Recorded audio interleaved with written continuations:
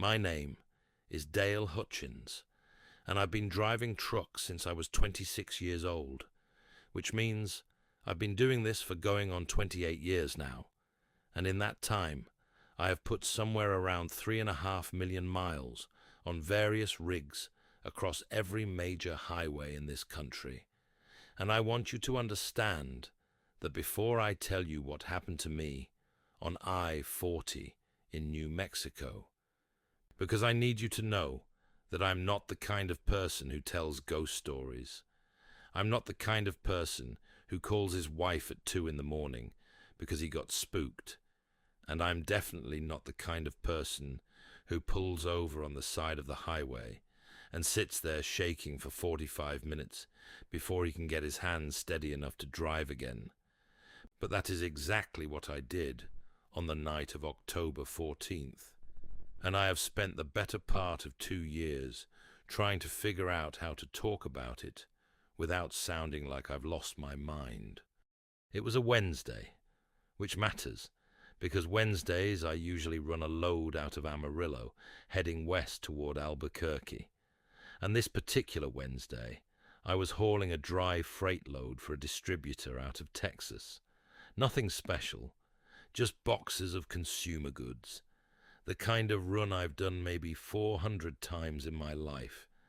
And I was running a little late because I'd had a tire issue outside of Tucumcari that cost me about an hour and a half. So by the time I got back up to speed and was rolling west on I-40, it was somewhere around 2:15 in the morning, and that stretch of New Mexico highway at 2 in the morning is about as dark and empty as anywhere I've ever been in my life. And I've been through the Nevada desert at midnight and the Wyoming panhandle in February, so that's saying something. The thing about that part of New Mexico that people who haven't driven it don't understand is that there is genuinely nothing out there. And I don't mean that in a poetic way. I mean it in a practical, factual way. There are long stretches of I-40 between Tucumcari and Santa Rosa where you can go 15 or 20 miles without seeing a single light on either side of the road. No houses, no gas stations, no billboards even, just flat high desert that goes on forever in every direction. And at night, your headlights only show you so much, maybe a quarter mile of asphalt, and then just black. And the road is so straight and so flat that after a while your brain starts to play tricks on you, just from the monotony, which is why every experienced driver will tell you that that particular stretch is one of the more dangerous runs in the Southwest, not because of weather or traffic, but because of driver fatigue and what it does to your perception. I was not fatigued that night. I want to be clear about that. I'd slept 8 hours at a truck stop outside Amarillo. I'd had 2 large coffees. I was alert. I had the radio on. I was doing fine, and I was maybe 12 or 13 miles west of the 273 exit, which puts me in the middle of absolutely nowhere, when my headlights picked up something on the right shoulder of the road about 300 yards ahead of me. And my first thought was that it was a deer, because you get mule deer out there sometimes, and they'll stand on the shoulder and just stare at you. And so I eased off the throttle a little bit and moved slightly left in my lane the way you're trained to do. And as I got closer, I realized it wasn't a deer. It was a person, a woman, standing on the shoulder of the highway, facing away from me. And she was wearing a white dress or a white shirt, something light-colored, and she was just standing there, perfectly still. Now the first thing you do when you see someone on the shoulder of I-40 at 2 in the morning in the New Mexico desert is you start thinking about what could have happened. Maybe her car broke down. Maybe she was in an accident. Maybe she had a blowout and walked away from her vehicle. And you scan ahead and behind for a car, because usually there's a car, and there was no car. There was nothing, just her, standing there on the gravel shoulder, with her back to traffic. And as I came up alongside her, I saw that she was not moving at all, not turning toward the truck, not flinching from the noise or the headlights, just standing completely still. And something about that stillness hit me in a way that I cannot fully explain. It wasn't natural stillness. It was the kind of stillness that you associate with things that are not alive, like a fence post or a telephone pole. But she was clearly a person. I could see her hair, dark hair, hanging loose down her back. I could see her arms at her sides. I could see she was barefoot, and I drove past her. And I immediately got on the CB, and I called out to see if anyone was on the channel, and there was nobody. And I grabbed my phone, and I thought about calling 911, and then I thought about what I would say, that there was a woman standing on the side of the highway in the desert at 2 a.m.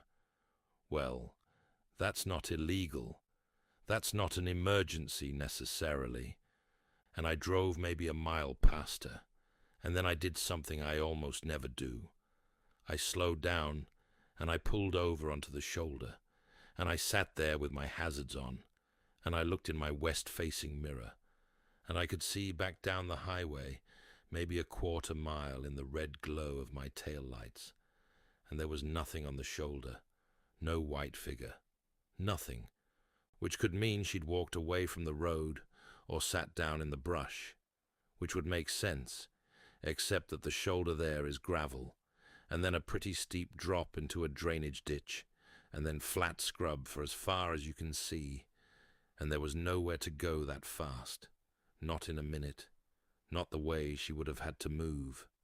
I sat there for probably 10 minutes with my hazards going, and I was trying to talk myself into getting out and walking back down the shoulder to check. And I want to tell you that I am a 54-year-old man who is not afraid of much. I've broken up fights at truck stops. I've helped pull people out of rolled vehicles on the interstate. I've done CPR on a guy at a rest area in Oklahoma. I am not a coward, and I am not easily rattled, and I could not make myself get out of that truck, and I still don't fully understand why, except that there was something about the way she had been standing that made every instinct I had say stay in the cab, and I have learned over 28 years to trust my instincts. So I sat there, and I called 911, and I told them there was a woman on the shoulder of I-40 westbound near the 267-mile marker, and she appeared to be in distress and possibly barefoot. And the dispatcher said she'd send a unit out, and I pulled back onto the highway, and I drove. I found out later, because I called the county sheriff's office the next day to follow up, that a deputy had driven that entire stretch of highway from mile marker 260 to mile marker 280, and had found no one, no vehicle, no personal belongings, no footprints in the gravel that they could identify. And the deputy I spoke to was professional and polite, and said this kind of call wasn't unusual out there, which I thought was a strange thing to say. And when I pushed him on it, he kind of paused and said that stretch of 40 had a history of that kind of report. And I asked him what he meant by that kind of report. And he said, reports of a woman on the shoulder. And then he thanked me for calling it in and ended the conversation. And I have thought about that pause, that specific pause before he answered, probably more than I should have in the 2 years since it happened, because it was not the pause of a man who didn't know what to say. It was the pause of a man who knew exactly what to say and was deciding how much of it to share with a stranger on the phone. My wife thinks there's a rational explanation.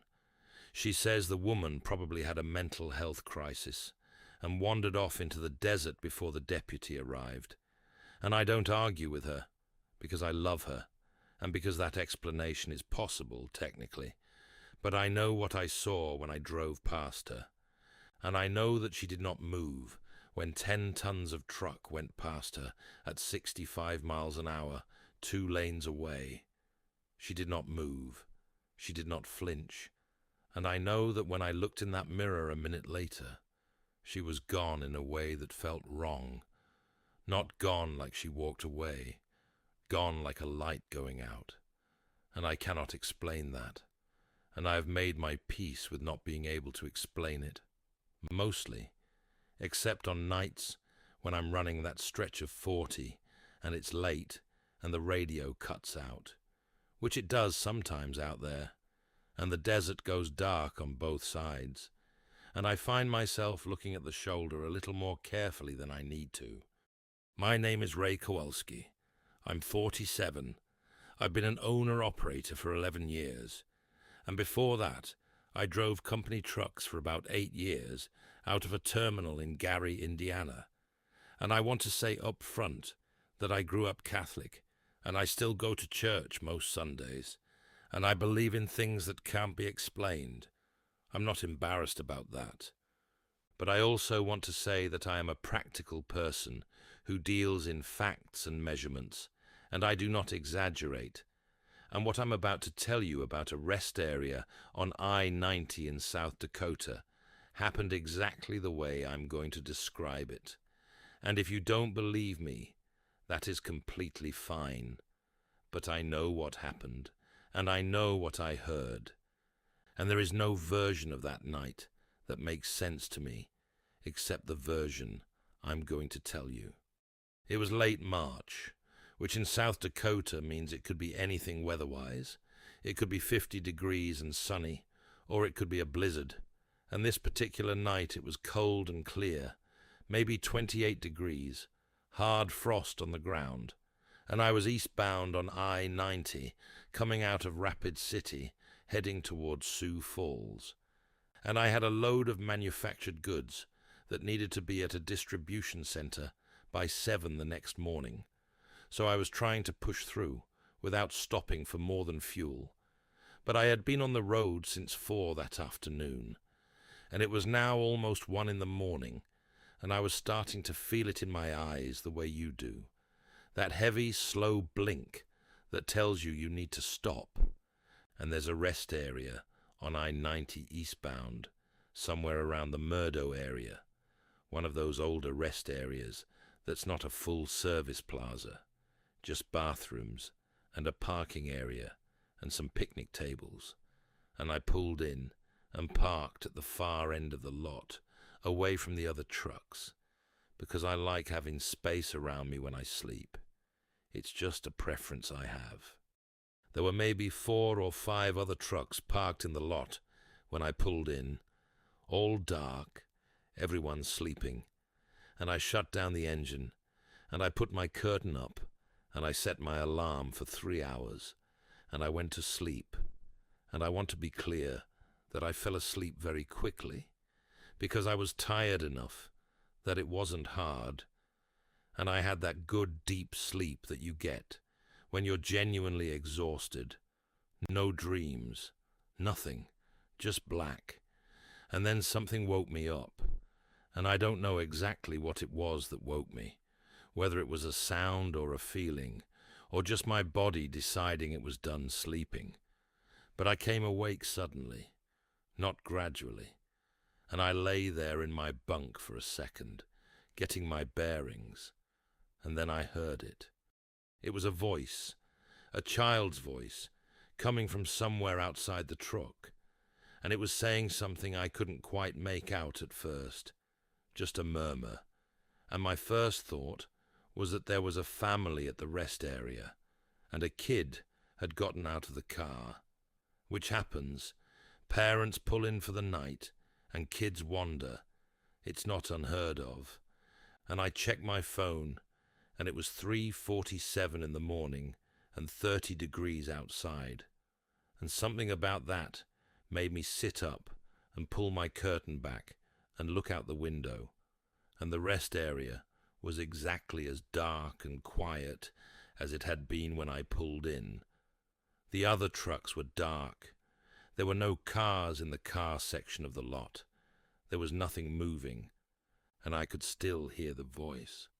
It was clearer now that I was awake and paying attention, and it was definitely a child, a young child, maybe 4 or 5 years old, based on the pitch and the cadence, and it was saying the same thing over and over, and it took me a while to make out the words, because the voice was slightly muffled, like it was coming from a distance, or from the other side of something. And when I finally understood what it was saying, it went through me like cold water, because it was saying, "Somebody come get me, somebody come get me," over and over in this completely flat, patient tone, not crying, not scared sounding, just saying it the way you'd say, "Pass the salt at the dinner table. Somebody come get me. Somebody come get me." And the flatness of it was worse than if the child had been screaming. I got my boots on in about 45 seconds, and I got out of the truck, and the cold hit me hard because I hadn't grabbed my coat, and I stood there in the parking lot listening, and the voice was coming from somewhere near the bathroom building, which was one of those old cinder block structures that's lit with a single fluorescent light over the entrance, and I walked toward it. And as I got closer, the voice got a little clearer, but not much, and I pushed open the door to the men's room, and it was empty, completely empty, clean, the kind of clean that suggests nobody has been in there for a while, and the voice was not coming from inside the bathroom. It was coming from behind the building, and there is nothing behind a rest area bathroom building except a chain-link fence and whatever is on the other side of the fence. And in this case, what was on the other side of the fence was a field, flat and dark and frozen, going away from the highway for maybe a mile before you hit a tree line. I went around the back of the building, and I stood at the fence, and the voice was out there, out in that dark field, maybe 50 yards from the fence, still saying the same thing, "Somebody come get me." And I stood there, and I want to be honest with you about what I felt standing there in the dark at 3:47 in the morning, listening to a child's voice in a frozen field in the middle of South Dakota. And what I felt was not heroic. I felt afraid in a way that was almost physical, like a weight on my chest. And I am a grown man. I am not small. I have handled difficult situations in my life.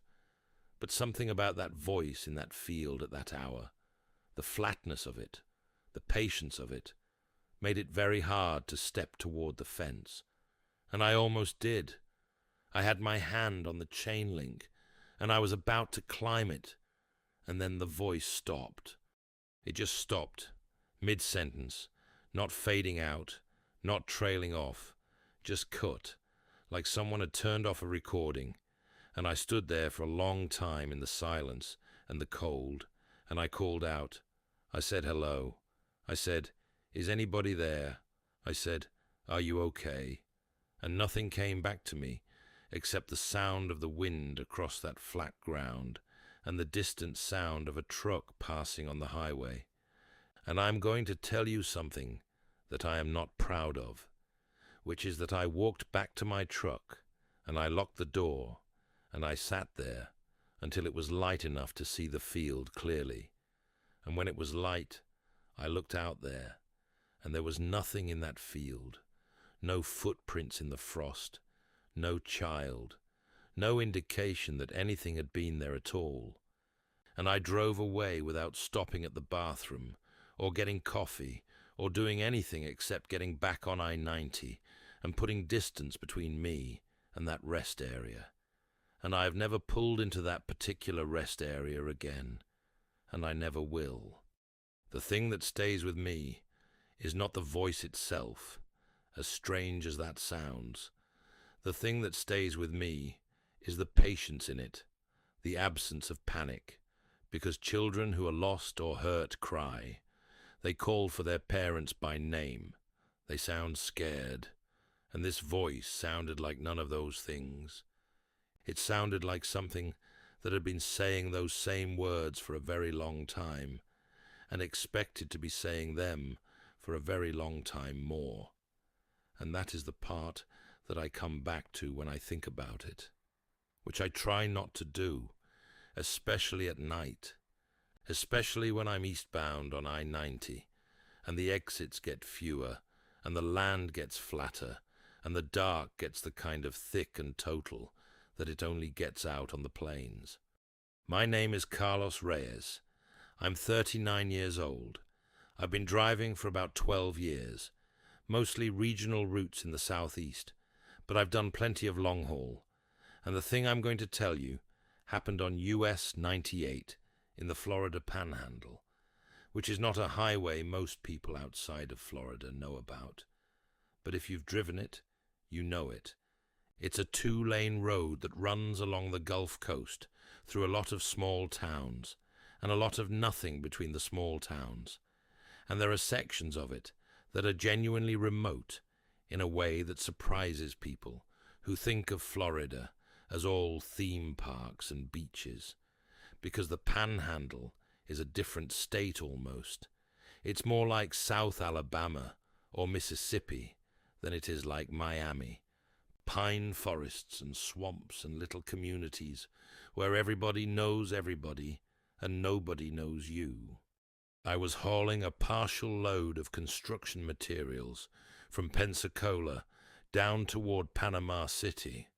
Not a long run, maybe 80 miles, but I'd taken 98 instead of the interstate because I'd had some trouble with my tags earlier in the day, and I didn't want to deal with the weigh stations, which I know sounds bad, but it was a paperwork issue, not a safety issue. And 98 has always been a road I like for short runs, because it's pretty, and because the traffic is light, and because there's a good diner in a town called Freeport that has the best fried catfish I have ever eaten in my life. And I was planning to stop there for dinner on my way through, except that when I got to where the diner should have been, it wasn't there. Now I want to explain what I mean by that, because it sounds simpler than it was. It wasn't like the diner had closed and there was an empty building. It was that there was no building at all.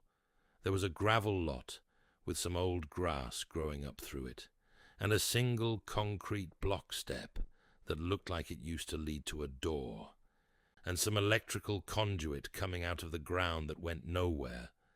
And I pulled in because I was confused. I thought maybe I'd gotten the town wrong, or maybe I'd gone past it without noticing. And I sat there in the lot, and I looked at where the diner should have been, and I thought about the fact that I had been there maybe 18 months earlier, and I had sat at the counter and had catfish and coleslaw and sweet tea and talked to the woman who owned the place, whose name I cannot remember now, but who had a tattoo of a bluebird on her left wrist.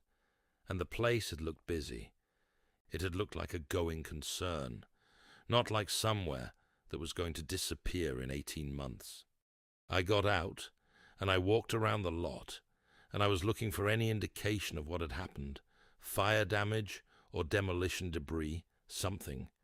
And there was nothing except that concrete step and the conduit and old gravel, and the lot was overgrown in a way that suggested it had been empty for longer than 18 months. The grass coming up through the gravel was tall and had gone to seed. There were small trees starting at the edges, and I know enough about how plants grow to know that the state of that lot was not consistent with 18 months of vacancy. It looked more like 5 or 10 years of vacancy, and that did not make sense to me.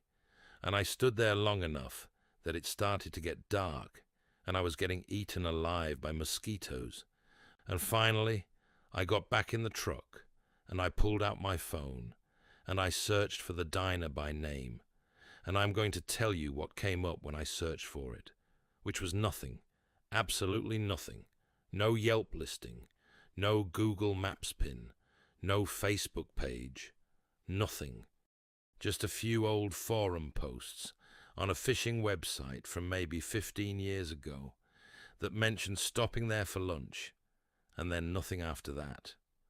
I called my brother-in-law that night because he's from that part of Florida, and I figured maybe he'd know what happened to the place, and he said he didn't know any diner in Freeport by that name, and I described the location on 98, and he said there wasn't anything there, had never been anything there as far as he knew, and I said I had eaten there a year and a half ago, and he got quiet in a way that made me uncomfortable, and then he said, "Carlos, I've driven that stretch of 98 my whole life. There's nothing there." And I didn't push it, because he had that tone in his voice, like he was starting to think I was losing it. But I know what I ate, and I know who I talked to, and I know the bluebird tattoo on that woman's wrist.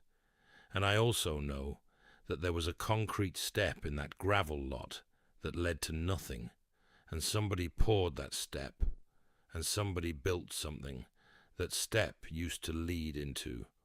And wherever that building went, and whatever happened to it, and whatever happened to the woman with the bluebird tattoo, I cannot tell you, because I don't know, and I'm not sure I want to.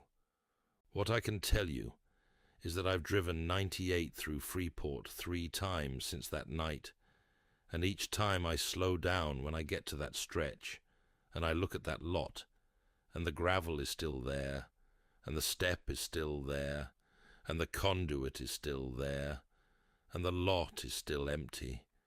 And one time I stopped and got out and walked to the step and stood on it and looked at where the door would have been if there had been a door, and there was nothing there, just air and pine trees and the sound of the highway.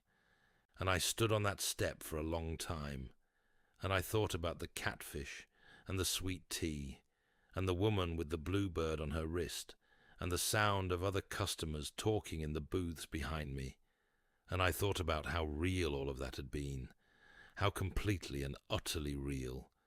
And then I got back in my truck, and I drove away, and I didn't look in the mirror. My name is Tom Aldridge. I'm 58. I drove for a company called Heartline Logistics out of Memphis for 22 years. And then I went owner-operator about 6 years ago, and I've been based out of Nashville since then, doing runs all over the Southeast and Midwest. And I'm telling you this, because I want you to understand that I know these roads. I've driven them in every kind of weather, at every kind of hour.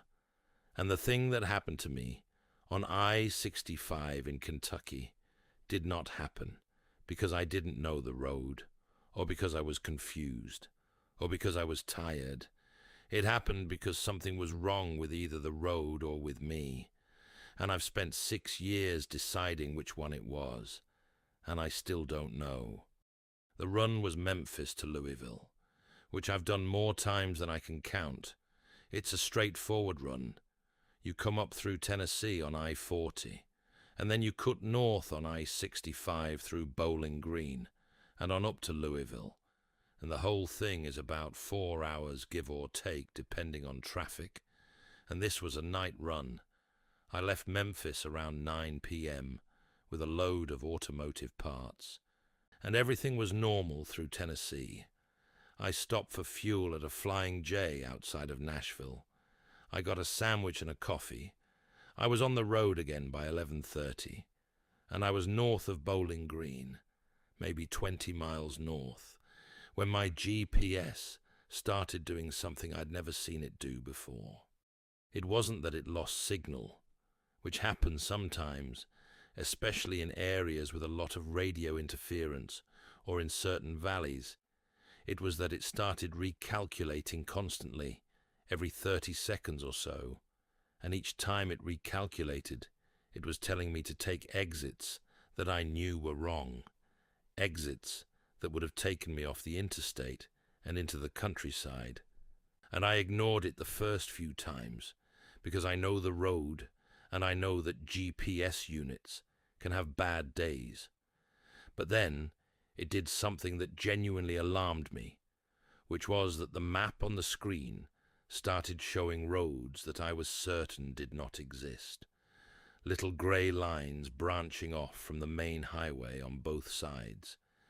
And when I looked at those roads, they were labelled with names I didn't recognize, not county road names or state route numbers, just words, and I couldn't read them clearly because the screen is small and I was driving, but they were there.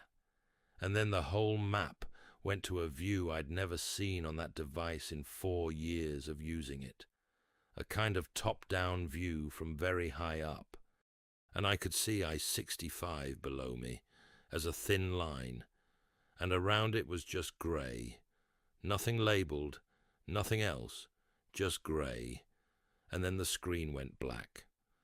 I'm not a person who relies entirely on GPS. I have paper maps in the truck. I know my routes, so I wasn't in trouble navigationally. But I was unsettled, and then I noticed something outside the truck that unsettled me considerably more, which was that the mile markers were wrong, and I want to explain what I mean, because mile markers seem like a small thing, but they're not. On a road you drive as often as I drive, I-65, you know where you are by the mile markers, the way you know where you are in your own neighborhood, by the street names, and I knew that I should be somewhere in the 240 range north of Bowling Green, and the markers I was passing were in the 180s, which, if you know I-65 in Kentucky, means I should have been south of Bowling Green. I should have been south of where I'd started noticing the GPS issue, which was mathematically impossible. I drove for another 10 miles, watching the markers, and they stayed in the 180s, ranging between 182 and 189, as if I were going back and forth over the same stretch of road, even though I was driving in a straight line north, and I know how crazy that sounds. And I also know that mile markers can be incorrectly posted, or that there can be gaps and repeats due to rerouting and reconstruction. But 10 markers in a row, all in the same range, while you're driving continuously forward, is not a clerical error. And I was starting to feel something that I can only describe as a pressure in the cab. Not a physical pressure exactly. More like the feeling you get in a room where the air is wrong, where something has been sealed up too long. And I turned the radio up louder, and I kept driving. And after maybe another 15 minutes, the markers went back to normal. 244, 245, 246, and the pressure lifted, and my GPS rebooted itself and came back on, showing my position correctly. And I drove into Louisville without any further problems. I've talked to other drivers who run I-65 in Kentucky, and 2 of them have mentioned the GPS doing strange things in that corridor north of Bowling Green. Nothing as dramatic as what I experienced, but recalculating without cause, showing incorrect positions, losing signal in areas where signal should be fine. And one of them mentioned that there was some kind of underground geological feature in that part of Kentucky, something to do with the limestone karst topography, and he thought maybe it had some effect on signals or on magnetism, which is a perfectly rational explanation and one I'm willing to entertain, except that it doesn't explain the mile markers, and it doesn't explain the pressure in the cab, and it doesn't explain the grey map with the roads that had no names.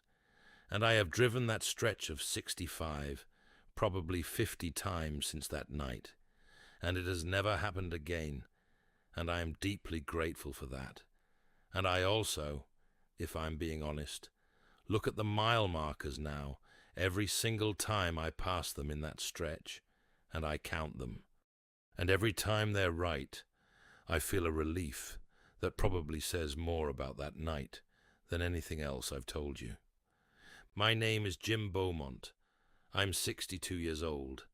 I drove for 34 years, and I retired 2 years ago, and I spend most of my time fishing and irritating my grandchildren. And the only reason I'm talking about this is because my son asked me to, and because I'm old enough not to care anymore what people think of me. And what I'm going to tell you is not something I've ever told anyone in detail except my wife. Because when you tell people this kind of thing, they look at you a certain way, and I spent 34 years working hard to be taken seriously as a professional, and you don't throw that away on a ghost story, except that it's not a ghost story, or at least it doesn't feel like one to me. It feels like something that happened that I don't have the right category for. It was a summer night, July, hot, the kind of humid hot you get in the mid-south in July that makes everything feel slightly unreal, even when you're not at the side of a highway at 1 in the morning. And I was on US 61 south of Memphis, heading down through Mississippi, and US 61 is not an interstate. It's an old 2-lane federal highway that goes from Minnesota all the way down to New Orleans, following the Mississippi River. And the stretch south of Memphis, through the Delta, is one of the most storied pieces of road in American history. The Blues Highway, people call it, because this is where blues music came from.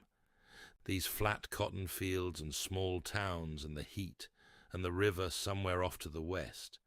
And I'd driven it plenty of times over the years. It was part of several of my regular routes. I'd stopped at a truck stop in a town called Tunica to fuel up and get something to eat. And when I came out, there was a man standing near my truck, not doing anything threatening, just standing there, a black man, older, maybe late 60s or early 70s, thin, wearing a dark suit that was too heavy for July, and a hat, a proper hat with a brim, and he asked me where I was headed, and I said south toward Clarksdale, and he asked if he could ride along, and I told him I couldn't take passengers, which is true, company policy and insurance reasons, and he nodded like he'd expected that answer, and he said, "I understand," and then he said, "You be careful south of here," and I said, "I appreciate it," meaning it in the polite way you mean things like that, not taking it seriously. And I got in the truck, and I drove. I was about 8 miles south of Tunica when I saw him again, and I want to say that slowly, because I need you to understand what I mean. I was 8 miles south of Tunica, traveling at 55 miles an hour, in a direction directly away from where I had left this man, standing in a truck stop parking lot with no vehicle. And he was standing on the right shoulder of US 61 in the dark, in the same dark suit and the same hat. And I know it was the same man. I know because of the suit, which was distinctive enough that I'd noticed it at the truck stop, and because of the hat, and because of the way he was standing, very still, very upright, and as I drove past, he turned his head to watch me go, and I could see his face clearly in my lights, and he was looking at me with an expression that I could only describe as concern, or maybe pity, and then he was behind me and gone. I did not stop. I will be honest about that. I did not stop, and I drove the next 30 miles to Clarksdale, faster than I probably should have on a 2-lane highway at night. And I made my delivery, and I parked, and I sat in my cab, and I thought about the physics of what I had seen. Because there is no physics that puts a man without a vehicle 8 miles ahead of where you left him in the time it takes you to drive 8 miles. And I could not make it work, no matter how I tried. And eventually, I gave up trying to make it work and I lay down in my bunk and I went to sleep, or tried to. And in the morning, I went about my business, and I went home at the end of the week, and I told my wife what had happened, and she listened carefully the way she always does. And when I was done, she said, "Jim, maybe he was trying to warn you about something." And I said, "Warn me about what? Nothing happened. I was fine." And she said, "Exactly." And I've thought about that, what my wife said. I've thought about it for years. The idea that maybe something was supposed to happen that night on 61 south of Tunica, and somehow didn't. Maybe because an old man in a dark suit, standing on the shoulder of the road, was enough to slow me down, to make me more careful, to change something about how I drove those 30 miles. And I cannot prove that, and I cannot disprove it, and I'm not sure it matters. But I'll tell you this. That stretch of 61 through the Delta has a feel to it that other roads don't have. Something older than the road itself. Something that goes down into the ground there. And when I drive it, I always drive it a little carefully, a little quietly, like being in a church or on ground that deserves some respect. And that is the best way I know how to explain it. And that will have to be enough. My name is Kevin Marsh. I'm 44. I've been an owner-operator for about 7 years. Before that, I was in the Army for 8 years, which is relevant because it means I have a high threshold for things that seem off, and I know how to stay calm, and I know the difference between a real threat and a perceived one.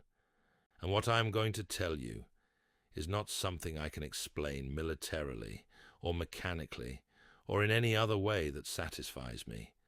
And that is why I'm telling it, because unexplained things eat at me, and talking about them helps, at least a little. The run was Denver to Salt Lake City on I-70 west through the Rockies, which is a spectacular drive in the daytime and a very serious drive at night, because I-70 through the mountains west of Denver has grades and curves and tunnels and weather conditions that demand your full attention at all times. And I have done that run dozens of times in all kinds of conditions, including winter snowstorms, and I am comfortable on it. But I have a deep respect for it, because it is a road that will not tolerate carelessness, and I am never careless on it. I went through the Eisenhower Tunnel around 11 at night, and coming out the west side of the tunnel, you begin the long descent towards Silverthorne and Dillon, and eventually down through Glenwood Canyon. And the highway was dry that night, light traffic, good visibility, and I was in my lane doing the speed I was supposed to do, using my engine brake on the grades the way you're supposed to. Everything correct. And I was maybe 5 miles past the Eisenhower when I came around a curve, and my lights hit something in the right lane ahead of me. And it was a car driving without lights at about 30 miles an hour in my lane. And I had to brake hard, harder than I like to on a mountain grade. And I moved left and got around the car, and I looked over at it as I passed. And there was a woman driving it, a young woman, looking straight ahead. And the car was an older model sedan, late 90s maybe, and it was traveling at 30 miles an hour with no lights on a mountain highway at 11 p.m. I got on the CB and put out a call about the car in case there were trucks behind me. And then I watched my mirror because I was worried about that car. And here is what I saw in that mirror, which is that the car was not there. And I don't mean it had pulled over or turned around. I mean it was simply not in the mirror. And I had a clear view back down that stretch of highway for at least a quarter mile because of the way the road curved. And there was nothing behind me, no lights, no dark shape moving without lights, nothing. And I had passed that car maybe 15 seconds earlier, And in 15 seconds on a mountain grade at 30 miles an hour, you do not simply disappear. You are still there. You are very much still there. And it was not there. I slowed down more than I should have on that grade, and I kept watching the mirror, and I called out on the CB again and asked if anyone behind me could see a dark sedan running without lights. And a driver coming up the eastbound side said he hadn't seen anything westbound that matched that. And another guy a couple miles back said the same thing. Nothing. And I pulled into the rest area near Silverthorne, and I sat there for 20 minutes, watching the westbound lanes, and not one car came through in that time that looked anything like what I had passed. And I know how mountain traffic works. I know that cars don't just evaporate on a 4-lane divided highway with no exits between where I saw her and where I stopped. There was one exit in that stretch, and I would have seen her take it because I was watching the mirror from the moment I passed her. The thing I keep coming back to is her face, the way she was looking straight ahead, not at me, not at the road really, just ahead, with an expression that was completely blank, not frightened, not focused, just absent, the way a person looks when they are somewhere else entirely in their mind. And the car itself was wrong, in a way I couldn't articulate at the time, but have had years to think about. It was the kind of wrong that you feel before you can name it. And what I eventually landed on is that the car looked like it had been sitting somewhere for a long time, not damaged, not rusty, but somehow still, the way things get when they haven't moved in years. And yet it was moving. It was there in the lane at 30 miles an hour, with a woman at the wheel going nowhere I could follow. I've talked to a couple of other drivers who run I-70 through the mountains regularly, and one of them, a guy out of Grand Junction who's been doing that route for 20 years, told me without me saying anything specific that the stretch between the Eisenhower and Silverthorne was one of those places where you saw things at night. And I asked him, what kind of things? And he said, cars mostly. Cars that don't belong. Cars that are in places they shouldn't be able to get to. And he said it the way you say something you've made your peace with, matter-of-factly, like he was telling me about a stretch with bad crosswinds or a tricky merge, just a feature of the road that you know about and account for. And I found that both reassuring and deeply unsettling at the same time.